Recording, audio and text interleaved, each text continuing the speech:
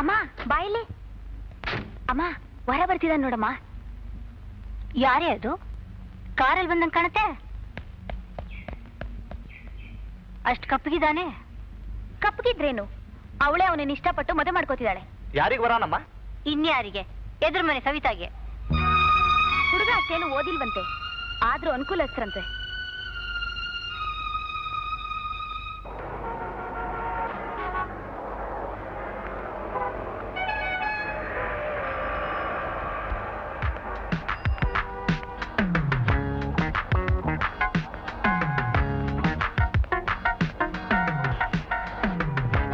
ಸವಿತಾ, ಸವಿತಾ,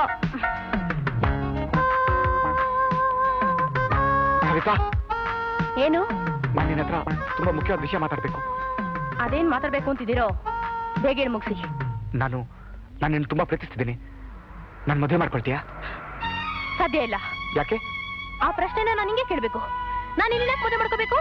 ನಾನು engineering graduate, ಜೊತೆಗೆ ಲಕ್ಷಣವಾಗಿದ್ದೀನಿ. ನಿನ್ನ ಗ್ರಾಜುಯೇಷನ್ ನೀನು ಲಕ್ಷಣ ತಗೊಂಡು ನಾನೇನ್ ಮಾಡ್ಲಿ? ನೋಡಿ, ನಂಗೆ ಒಳ್ಳೆ ಕೆಲಸದಲ್ಲಿದ್ದು ಚೆನ್ನಾಗಿ ಸಂಪಾದನೆ ಮಾಡೋ ಗಂಡ ಬೇಕು. Savita, Savita, I trying my level best to get a job. Then keep on trying. ಮದುವೆಗೆ ಟ್ರೈ ಮಾಡ್ತೀರಾ? ನಾನು ಇವಾಗ ಟ್ರೈ ಮಾಡಿಲ್ಲ ಅಂದ್ರೆ ನಾಳೆ ನೀನು ಆ ಕರಿಯ SSLC ಪಾಲಾಗ್ತೀಯಾ? ಲುಕ್ ಮಿಸ್ಟರ್, ಅವ್ನ್ ಕಪ್ಗೆ ಇರ್ಬೋದು, SSLC ಓದಿರ್ಬೋದು, ಅವ್ರಿಗೆ ಮನೆ ಇದೆ, ಕಾರ್ ಇದೆ, ಒಂದ್ ಒಳ್ಳೆ ವ್ಯಾಪಾರ ಇದೆ. ಅದೆಲ್ಲ ನನ್ನ ಹತ್ರ ಇಲ್ಲದೆ ಇರ್ಬೋದು. ನನ್ನಲ್ಲಿ ನಿಜವಾದ ಪ್ರೀತಿ ಇದೆ. ನಿಮ್ ಬಾಯಿ ಮಾತಿನ ಪ್ರೀತಿ. ಆಹಾ, ನಿಮ್ಮಮ್ಮ, ನಿಮ್ಮಕ್ಕ, ನಿಮ್ಗೆ ಸಾವಿರ 3 ಅಂಕಣದ ಮನೆ. ಸವಿತಾ, ಬಾಯಿಗೆ ಬಂದಾಗ ಮಾತಾಡ್ಬೇಡ. ಯಾಕೋಪ್ಯಾ? ತಿಂಗ್ಳಿಗೆ 100 ರೂಪಾಯಿ ಸಂಪಾದನೆ ಮಾಡಕ್ಕಾಗದ್ ನೀನು?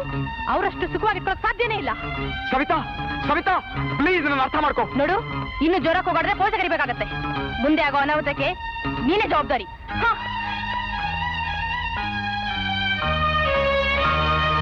ವಿರಹ ನೂರು ನೂರು ತರಹ, ವಿರಹ ಪ್ರೇಮ ಕಾವ್ಯದ ಹಣೆ ಬರಹ.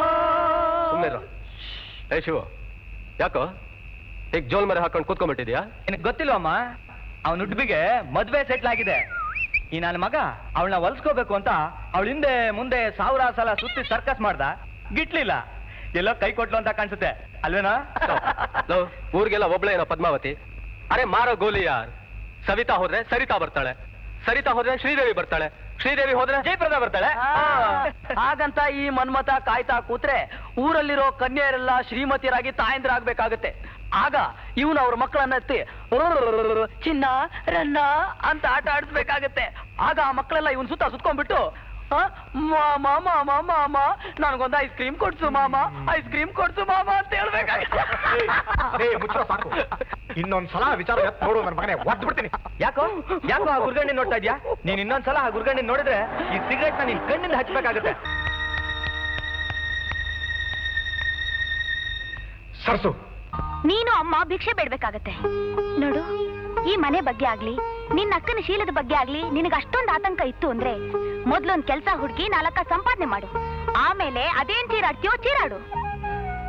ಲೇ, ಸಂಪಾದನೆ ಅಂದ್ರೇನು, ಜೀವನ ಅಂದ್ರೇನು ಅಂತಾನೆ ಗೊತ್ತಿಲ್ದೆ ದೊಡ್ಡ ದೊಡ್ಡ ಮಾತಾಡೋ ನಿನ್ನಂತವ್ರ ಭಾವನೆಗಳಿಗೆ ನಾನು 3 ಕಾಸಿನ ಬೆಲೆನೂ ಕೊಡಲ್ಲ.